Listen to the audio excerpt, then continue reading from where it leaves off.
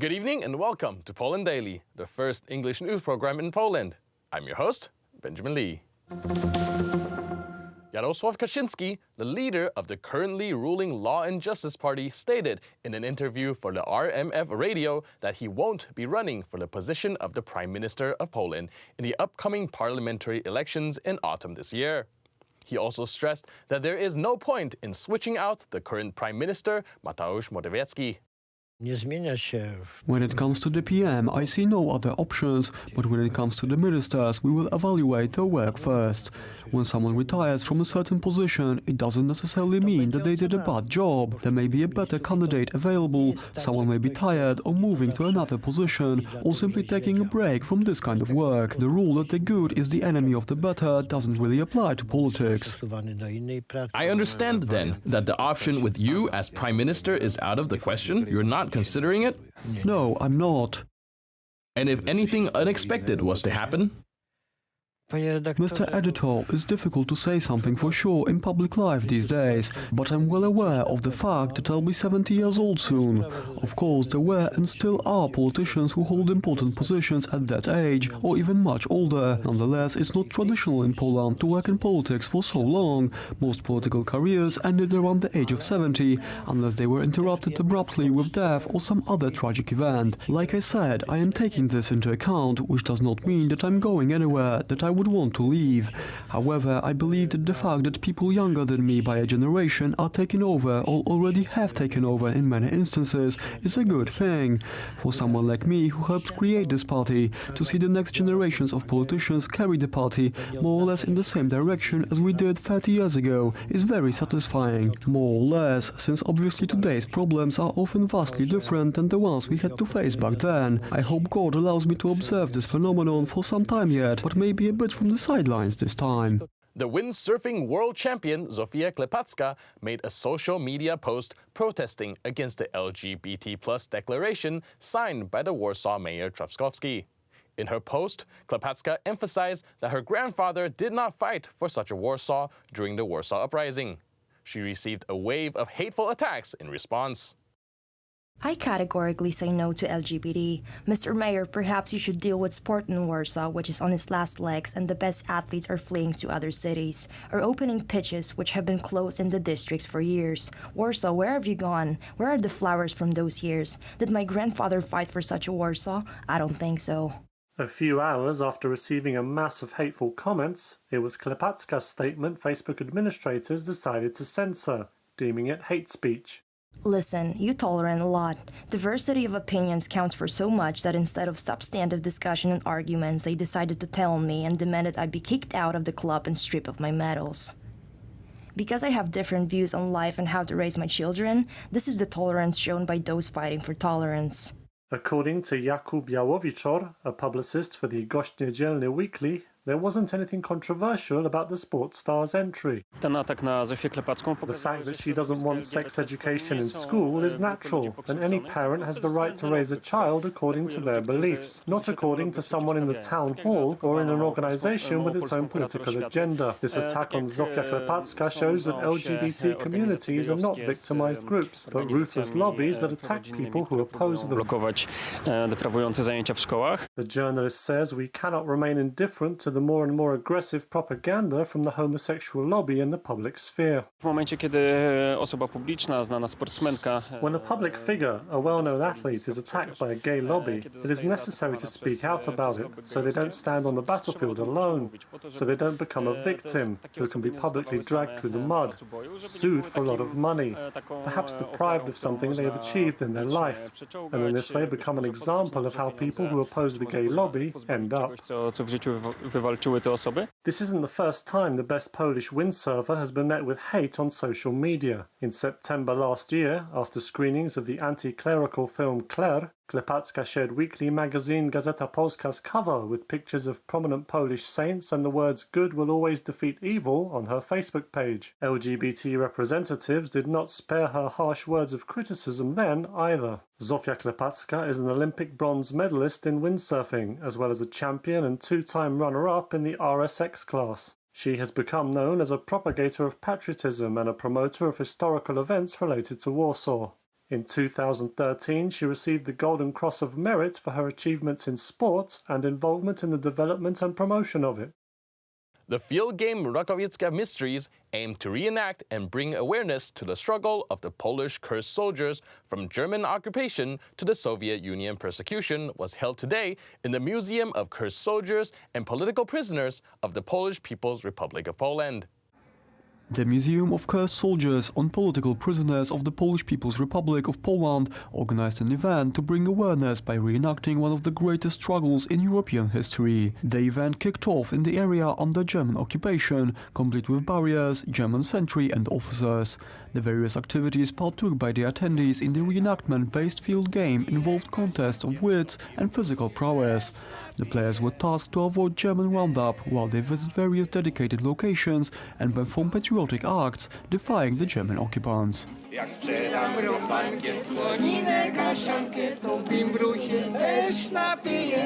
Many of the dedicated areas for the games were closely associated with the insurrection activities of the Warsaw Uprising. The participants started their involvement of the event by citing the oath of the Polish Home Army. They then waited for passage through the barricade. This is where the visitors make their throw with a practice grenade towards the target, the German soldiers, while being mindful of the suppressive fire to avoid being hit. After their successful throw, they will proceed to visit the field hospital and see how it looked like. We save people and flee from German soldiers. We hid ourselves. We are happy to be here, to be able to experience the event and put ourselves in the shoes of those involved. We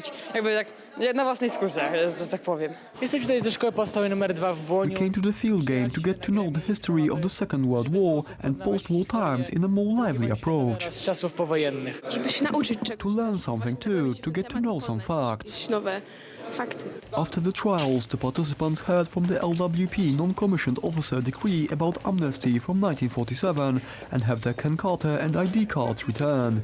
They were then encouraged to talk to the reenactment group to learn more about the historical facts. Thanks to the organizers and participants of the event, the atmosphere of Warsaw's occupation was brought alive, and more were able to learn about the events of the insurgent battles, Stalin's prison, and the stories of the Polish cursed soldiers. The first launch attempt at privately manned rocket by SpaceX blasted off today from Cape Canaveral. On board the Falcon 9 rocket is the mannequin Ripley and an inflated replica of the Earth. The launch took place in the same spaceport where the Apollo 11 mission to Moon began. Well, I'd just like to express a very strong note of appreciation for the SpaceX team that's worked. It's been 17 years to get to this point, from 2002 to now, and incredible amount of hard work and sacrifice from a lot of people that gotten to this point. Yeah, to be frank, I'm a little emotionally exhausted because that was super stressful, but it worked so far. We have to dock the station, we have to come back. But so far it has worked. The launch of the ship of the billionaire Elon Musk could be observed live on the internet. The spacecraft is designed to hold 7 members, and if everything goes as planned, on Sunday around noon, the space capsule on board the Falcon 9, Dragon 2, will dock at the International Space Station and return to Earth 5 days later, according to plan in the Indian Ocean by parachute assistance. We've not sought any private customers. Our focus has been on serving NASA's needs, but once Dragon is in regular operation, I think we will seek commercial customers, of which the NASA administrator and NASA in general has been very supportive of that idea. So, but we've been very focused on just making sure that the vehicle worked and maximizing safety and reliability, and we've not put any effort into commercial customers. The first actual manned flight on board Dragon 2 was planned to take place this year, in hopes of entering the era of commercial flights into space, thanks to which everyone will have the chance of becoming an astronaut. That's it for today. See you next time on Poland Daily. But stay tuned for the Poland Daily Weather Report, followed by the Poland Daily Business section.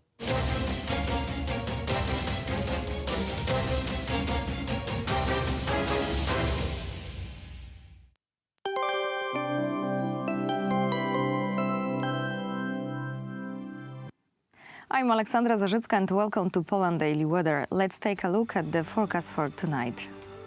A cold night across the country with temperatures ranging between 2 degrees in Wrocław and Zielona Góra to -4 degrees in Olsztyn and Białystok. Cloudless sky is expected in central and northern Poland. And now over to tomorrow.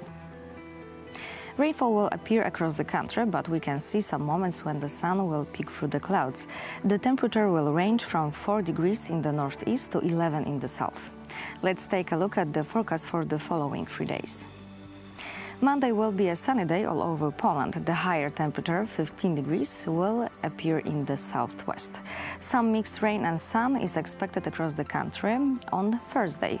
A maximum 10 degrees in the south and a minimum 6 degrees around Białystok. On Wednesday, maximum temperature will be 11 degrees in the southeast. Rain is expected in most regions. Thank you for watching and goodbye.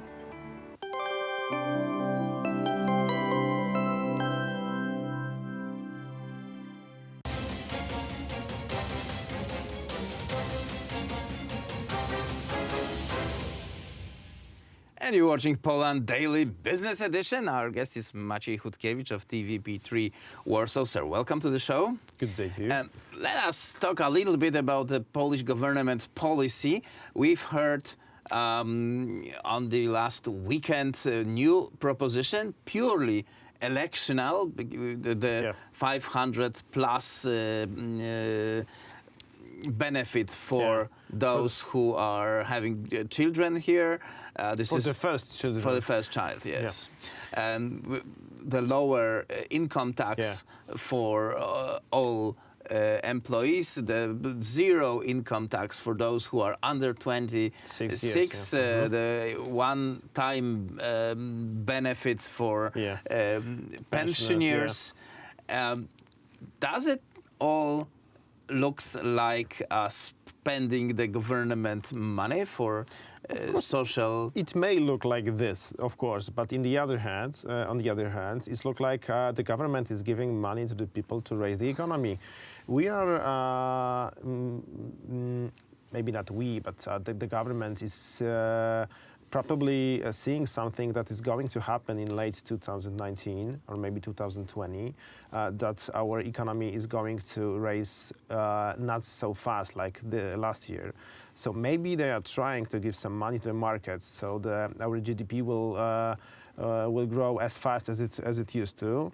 But on the other hand, of course, they are giving like 500 zlotys to every child is born in Poland every month. So we have this like program, the Family 500 Plus, which used to give like 500 zlotys per month to every second and the other and child. Following child. Yeah. But now it's going to be for the first child also. So it's a lot of money, of course, but it helped our economy last time, and I think it will help this time also. Because this is increasing consumer spending. People will have much more money in their pockets, and thus they will go to market. Yes, of course, and there are a lot of people that saying, of course, you shouldn't do that because you are giving people money for they are not working, they are drinking more alcohol because of that money and so on. But this is not true. I mean, there are not.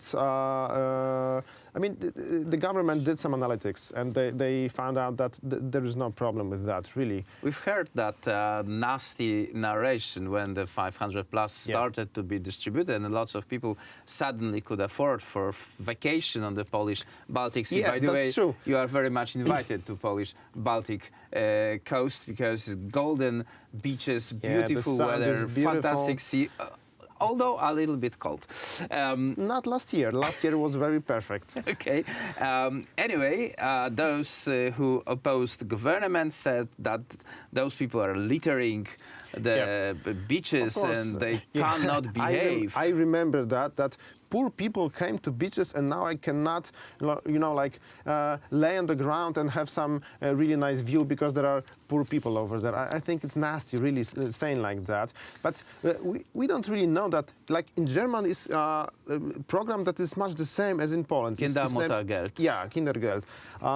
They give is a little bit more money because almost 200 euros for the first child.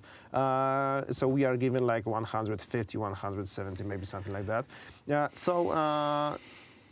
So is it a program that it's in Europe? It's not like Polish specific. So why it's a problem? Well, it is maybe as our politics, because giving money to the people is considered not good investment, especially for those who benefited on the VAT frauds and so on. Yeah, because it's their money. Yes, of course, that may be true. Among various simulations is that this will jump our general GDP by 1 or 2% in a very short term. In the longer term, we don't know, because the question is whether the slowing down of the economy is approaching or not. Yeah, we don't know that. I mean, we can say that it is maybe approaching. It should approach taking care of. I mean, if we listen to some economists, they said that it is approaching. Like it should be in the late 2019. So maybe really the government is trying to do something with that. I don't know. But the 13th pension, which you mentioned earlier, is like the lowest pension in Poland is not very, not very big, 1,100 zlotys, so it's not very much. So they are given this year the 13th pension to people who should get it. And they will try to give it next year and next year also. Among the last week's proposals, there is also a proposition of rebuilding the public bus transportation in the small towns and villages. Yeah, I think it's a really good idea. I'm a journalist for almost 10 years now, and I remember that this was the topic I was writing most articles like 7-8 years ago, because there are little villages. We are living in Warsaw right now. Maybe I'm living in Warsaw, so we have no problem with commute. We have no problem with transport. The Warsaw transportation is top class. Yeah, it's really good. But if you live like 50, 70, 100 kilometers from a big city, you live in a little village, little town, and you don't own a car, you have a big problem. You have a problem to go to the doctor, you have a problem to go to the school, or to the university, or anything. Shopping, whatever. Yes, and they are like the elites from Poland did something in the 90s. They said just, okay, we don't need public transport really. The private is okay. Just take the money from the passengers, they will buy the tickets, and everything is okay. And then it turns out that if there are 2 passengers a day from a village, there is no point to run a bus over there. But Western Europe is giving some money to private companies that own buses to drive for the 2 passengers, because this is a public transport and everyone should have an opportunity to go to the doctor, even if they own a car. Well, this is also economical. Everyone should have the same access to not only the public services, but be able to go for work and look for it. And if you have no bus from your village, how on earth you can go even to the city that's 70, 50 kilometers from your town? And so this will be the major equalizer in Polish countryside. I hope so, that it's going to be like that. And what's interesting, Jarosław Kaczyński, the ruler of the Law and Justice Party, said that this program is going to be launched in April, so it's not very far from here. It's like 2 months. This is another, I guess, Polish invention to make electoral promises and fulfill them before the election. Yeah, because maybe we are just used to it that if you make some promises, you won't fulfill them after the election, so you have to do it before. So they delivered, and we'll see what will be the result of the election in October, because that's probably when we'll have the general November, we election. Don't know yet. Yeah. Okay, and we'll see if the Poland will be able to carry on its policy, and if this policy will bring progress in the economy of this country. Yeah, we'll see in a couple of months, maybe. Maciej Hutkiewicz, sir, thank you very much for this insight. And that was it for our Poland Daily Business Edition.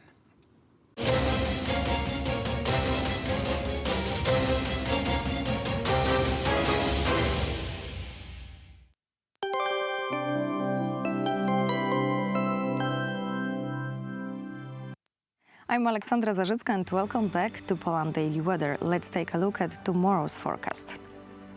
Rainfall will appear across the country, but we can see some moments when the sun will peek through the clouds. The temperature will range from 4 degrees in the northeast to 11 in the south. And now let's see tomorrow's forecast for continent. In the Balkans, temperature will range from 11 in Sofia to 18 in Athens. Still warm on the South Europe. Their temperature will range between 19 in Lisbon and 21 degrees in Madrid. In British Islands, we will expect little rainfall and more sunlight. Thank you for watching and goodbye.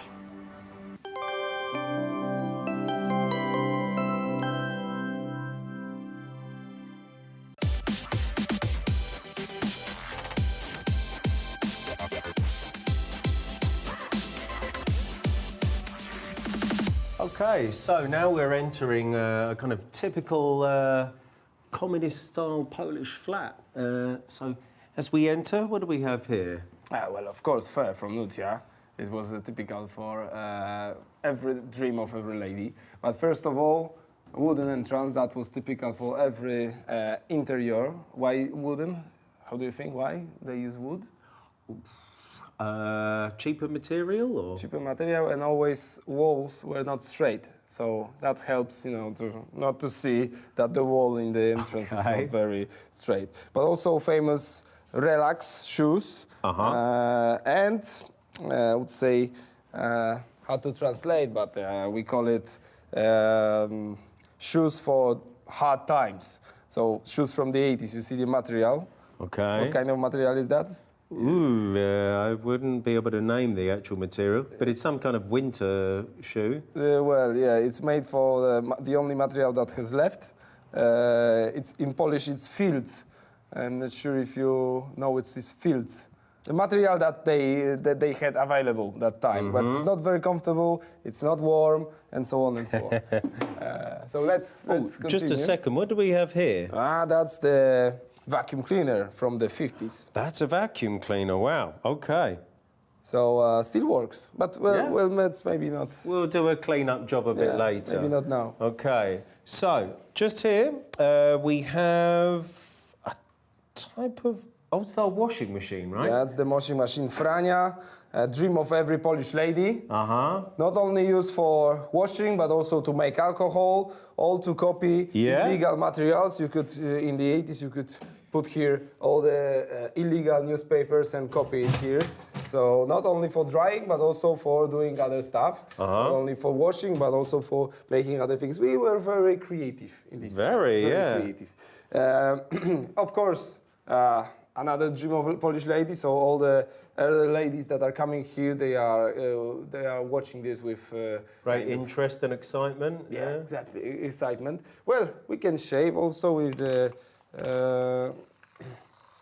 This is an electric. Not electric. A wind-up razor. Yeah, it works very well. Yeah? Every day when I come here, I do it before job. I should have used this before I started. I could do with this shave. You don't have problem that the battery will be low, because it's always the same. I don't know why they don't still use this. This was very useful. And of course, bathroom from the times. Still, you could buy, if you like, to have this kind of beautiful tiles. You can still buy it on the internet. Please come to the kitchen. Kitchen, this is called in Polish Buffet Śląski. We took it from Śląsk because we found it from Silesia, because we thought it's interesting object, typical from the 50s. Well, like in the kitchen, very small space, no window, typical kitchen from the 50s, 60s, and stuff used for the everyday life. What do we have up here? This looks like, I'm not sure what this is. This is soda water. This is soda water. You had to put bullets here. You have here, see, bullets for the soda water. You put the new with the gas and no, empty. No. Okay. And you put gas. You have gas water. That was very useful. But we have one highlight of our kitchen, which is this machine. And tell me, what is that for? Wow. This is like a blender? Blending the food? Something with potatoes. It mashes the potato? No. Oh, I'm not sure then. Skrabać brambor, which means it's Czechoslovakia, only Czechs could invent that. It's to peel potatoes. That's for peeling potatoes? Nobody ever know. For 5 years, I meet guests here. Nobody knows what's that for. So you Does it actually work, though? Well, I never tried, even though I found it in my basement. But it should work. It's the case that you pour water. You need this how to call it. Okay, the top to stir it, yeah. And it should work. It should work to peel potatoes. It's more for maybe army, when you have to do it a lot of potatoes and so on. Okay. But that's really cool and could be at home. No? Right. So what do we have here then? Well, from the kitchen, as you see, very little space. We come to our apartment, famous półkotapczan. Right. Meblościanka. It's we call it, translation. It would be wall furniture. This was you could buy it. You could find it in every apartment because they produce 4 types of furniture and everyone had it. So if you got drunk in the night and you missed floors and you entered to other flat, you don't see any difference. No, maybe wife was different, or maybe not, maybe better. But basically, the apartment would be similar. Well, this is also quite maybe not obvious piece of furniture from the 70s. So we have 80s, we have 70s. Like in the typical flat, you didn't have one style. You always had what you got. But this, for the first point of view, it looks like just nice bar, like a piece of furniture, but interior surprise us. See, so secret stash of what do we have here? Krakos vodka. Maybe not on the vision, but later I will give you a try. So basically, that would be more in the office of, in the cabinet of a communist dignitary than in the flat, but it could be also in the flat. So more than less, that's how it looks like. Also, typical were these fishes. That's one of the absurds of these times. Typical kind of ornament. Well, it produced in Soviet Union, and the stories say that there was they had too much uranium. That's maybe more legend that they had too much uranium, so they decided to produce fishes with a bit of uranium inside, so they are shining, but it's not the one. But the fashion came spread out, and here you have young me. Yeah, I was about to say. Yeah, I do. I see the resemblance. Yeah.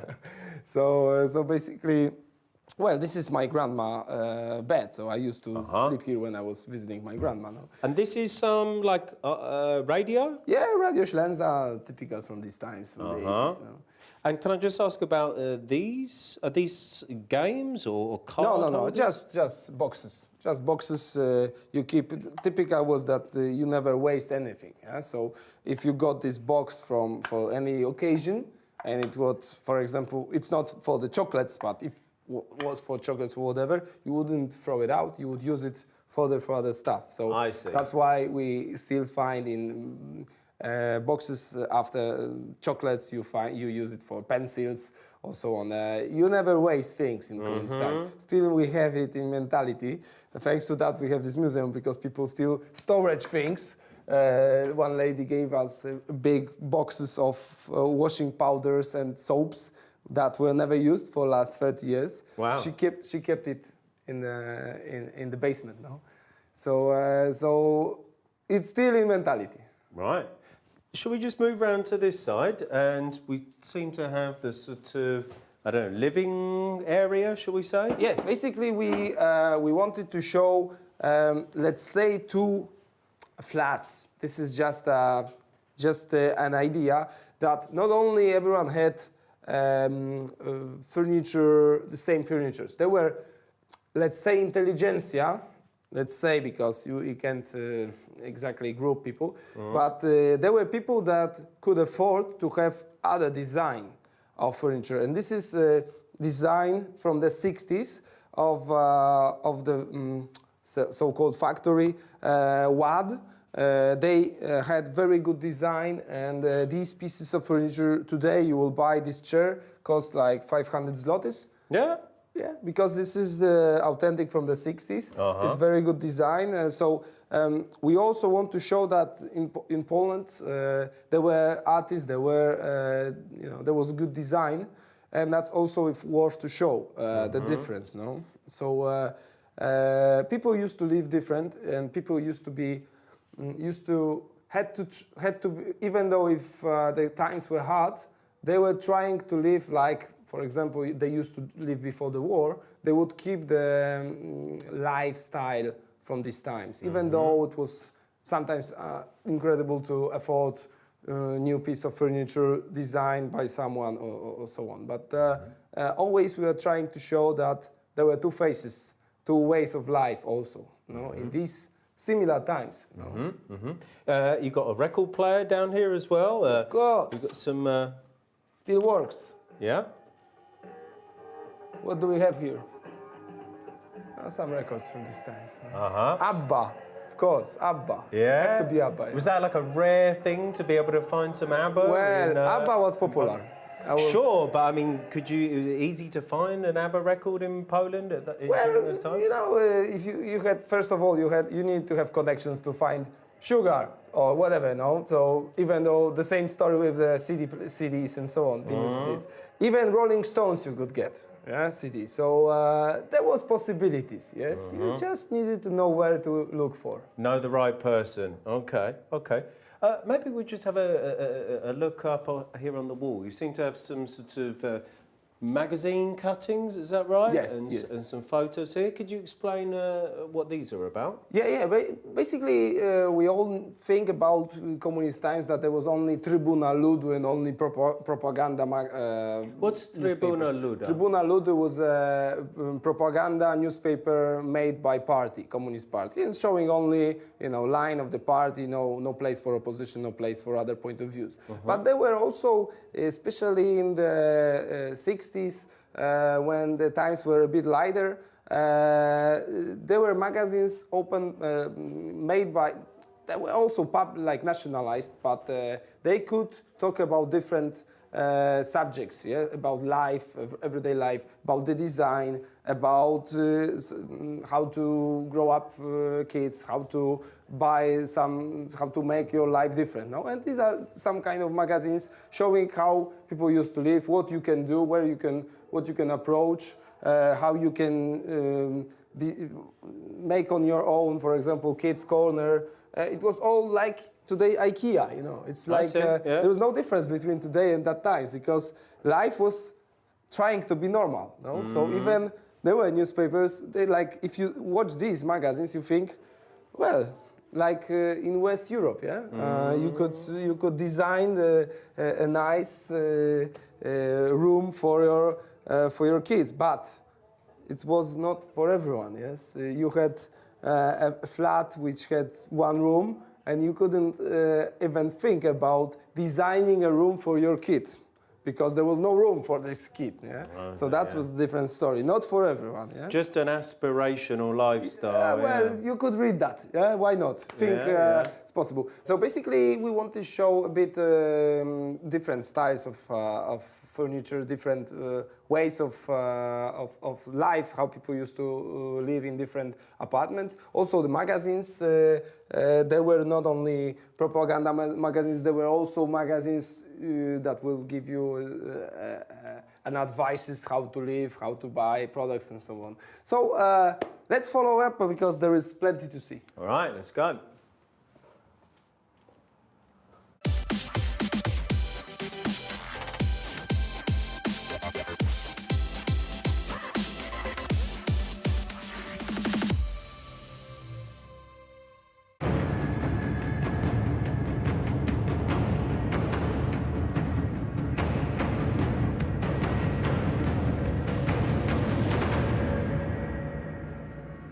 Ladies and gentlemen, welcome to Poland Daily History.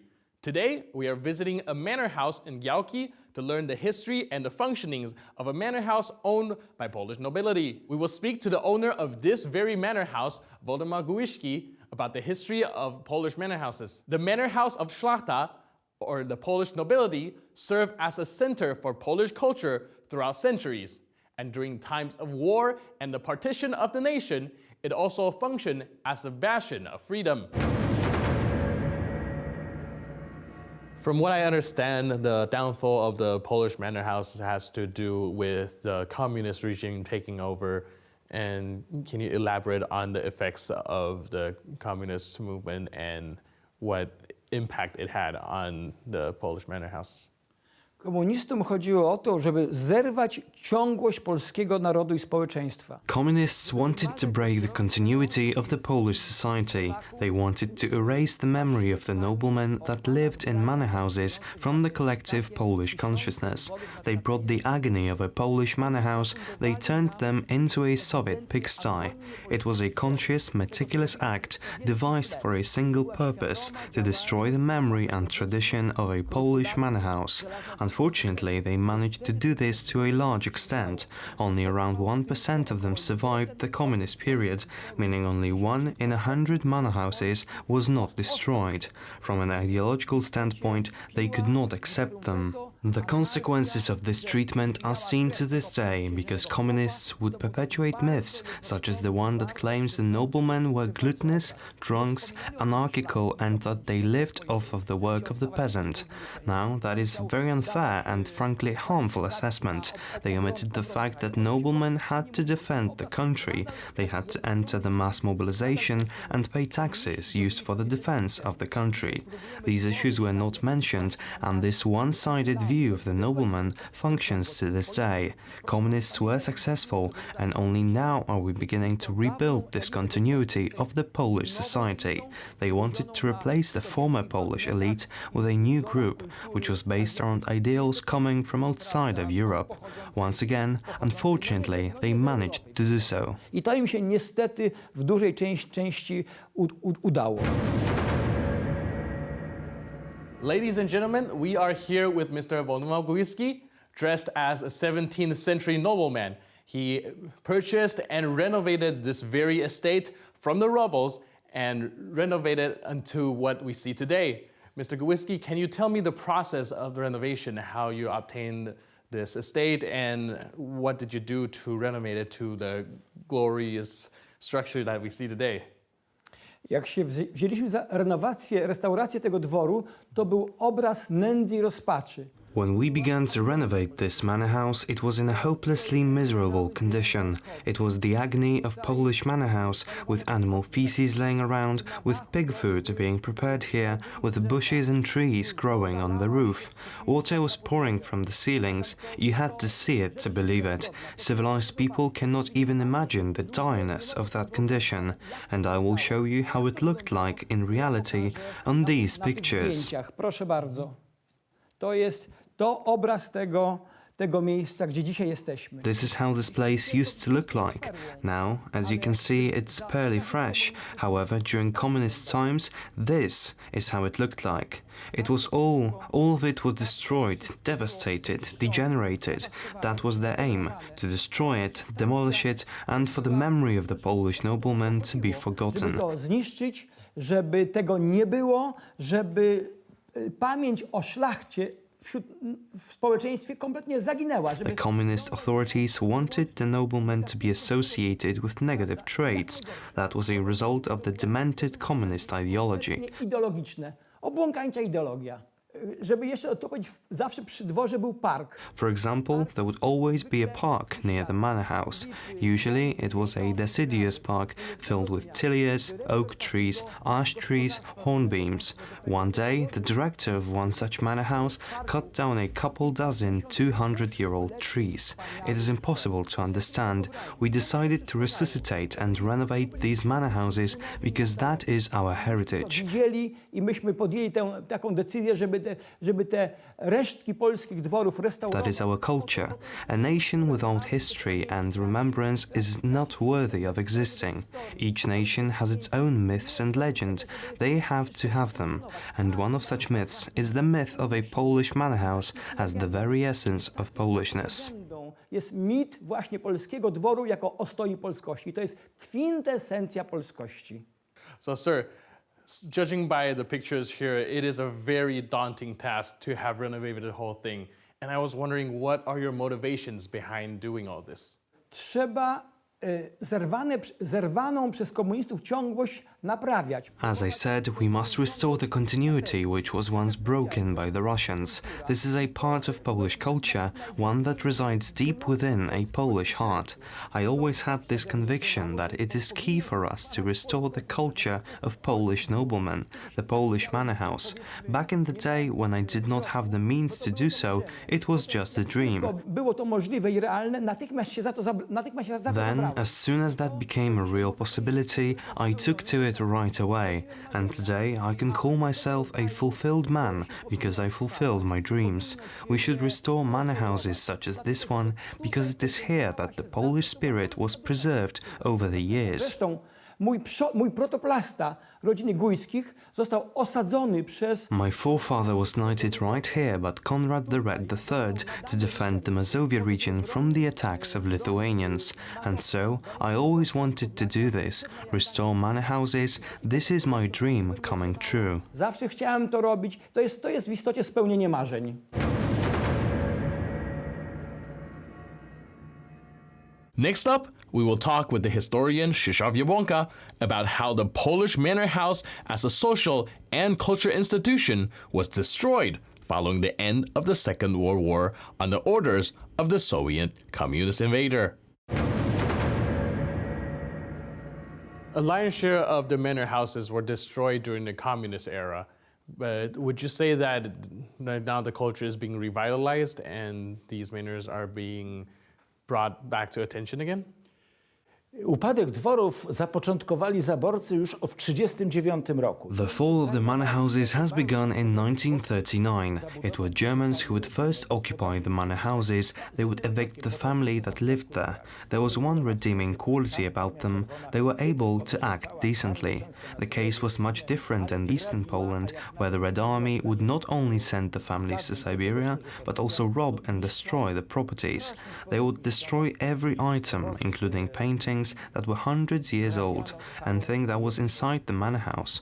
All that was left was a miserable shadow of the former days before the war. To, co pozostało po wojnie, było smutnym cieniem tego, co było przed wojną, ale i to zostało zniszczone. And then even that was destroyed as the economic countryside centers, state agricultural farms were built on the former areas of manor houses. Few farmers would go to work, like many did in the city. They would work at the state farm for a set fee, like in the good old days of serfdom.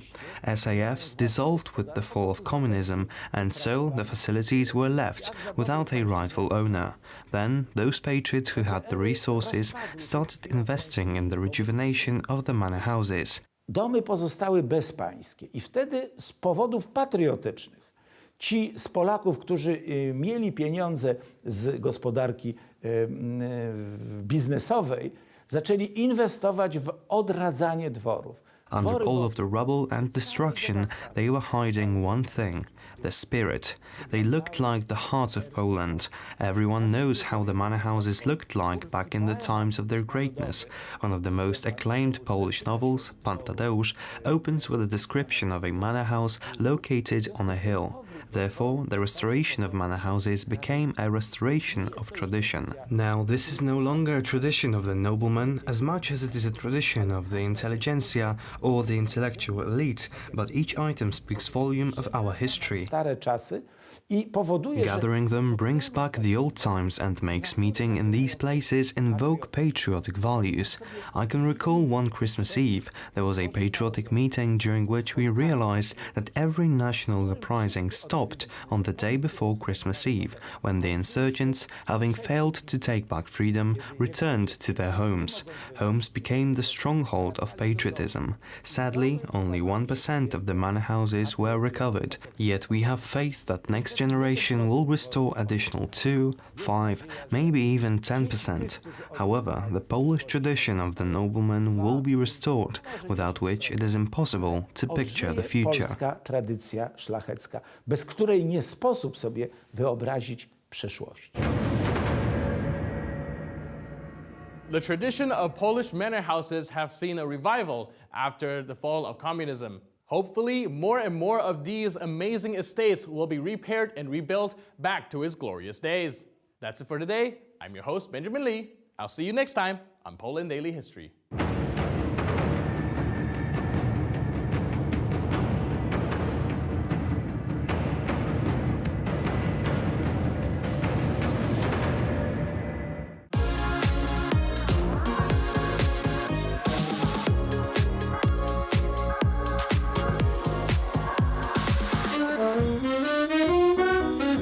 Hello and welcome to Poland Daily Travel. Once again, we are on the Royal Route, where we trip the light fantastic, checking out the most important sites along perhaps the most fabulous boulevard in the entire country of Poland. Yes, we'll be coming to you from the Humidor room in the beautiful Rafał Europejski Hotel, newly refurbished and opened in 2017. This is one of the premier hotels not only in Poland, but in Europe itself. After leaving the Rafał Europejski, we'll head to the Royal Route, where we'll continue our walk, which started in the cathedral in the Old Town and continues today up to Nowy Świat. Poland Daily Travel, the best travel reporting about Warsaw that you've ever seen. Stay tuned.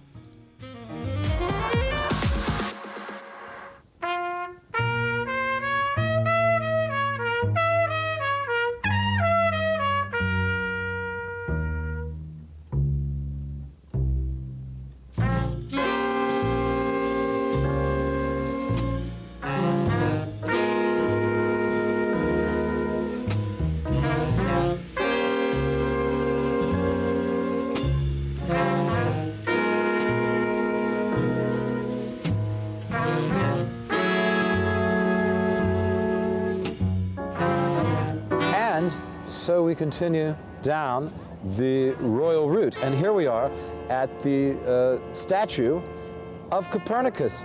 We go from Chopin and Cyprian Norvid and all these famous aristocratic families and so forth and so on, and we end up with perhaps the greatest of them all, Nikolai Copernicus, a man from Torun, which is a town about 130 miles north and a bit west of Warsaw, on the Vistula River, or the Wisła, as they say in Polish. And here he is, and behind us is the Academy of Science. Now, what did Copernicus do? You'll tell me in a second, but first, take a look. We've come all the way down the Royal Route. If you keep going that way, you'll end up back where we started, by the Castle Square and the cathedral. So we've walked quite a ways in our episodic journey along the most important street in this country, not just in the capital. But anyway, Copernicus, here we are. What about Copernicus? Why is he so important? I'm sure you have some thoughts. Yes, of course I do, and I'm going to share them. Are you going to share them? I'm going to share them all. You're so generous, and I appreciate it. We all appreciate it. No, I do appreciate it to be given this possibility to share amazingly interesting information. So his parents emigrated from Prussia to Poland, ran by Jagiellonian dynasty. In this very moment, Jagiellonians were ruling area of current Czech Republic, Hungary. That was the safe place. Hanging out in here and having Polish passport gave you this kind of protection, because this area prevailed in this part of the world. So that's why they emigrated particularly in here. And when it comes to their son, Nikolai Copernicus, now he says with no telescope that the Earth planet actually goes around the sun. So it's not like... What a crazy idea! What a crazy idea, and against the church. as the institution. I thought the Earth was flat. What are you talking about? Well, let's check it out and go the straight Earth ahead. is hollow and flat at the same time. Which conspiracy do you prefer? Well, we never went to the moon, so forget it. It depends if I want to be burned by the Inquisition or not. Well, we have to start a new Inquisition. It may not be far away. Well, just a second then.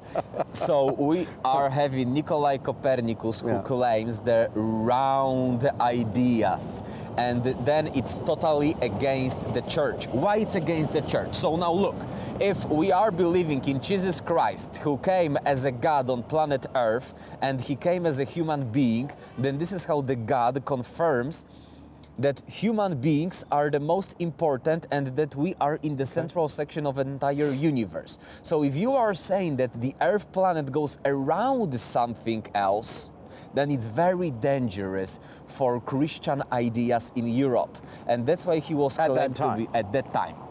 Because they had not evolved, the theology had not evolved. It was fairly simplistic at that time. Correct. Yeah. So there is a problem, and Nikolai Copernicus should be burned on the stake, according to traditions of these days, but he was not, because he was a Polish man, and this is what protected him. Please take a notice, Galileo, 80 years later, invents a telescope, and he says, hey, take a look. Oh, yeah. There you go. And Galileo, And he was burned, and he was tortured, and he was killed, and before he died, he claimed that everything what he said was wrong. Galileo. Exactly. What about Bruno Giordano Bruno? Yes. The monk, do you know what I mean? Yes. They burned him at the stake. So he was also burnt at the stake. He claimed what Galileo claimed even before him. They burned him in Rome. As an example. Right. Of how people shouldn't behave. Right. Yeah. And he was another guy who didn't. He was talking the Copernicus and Galileo. Exactly. Line, that's a very wide knowledge that we are sharing in here. Not everyone knows about him, and he's less known.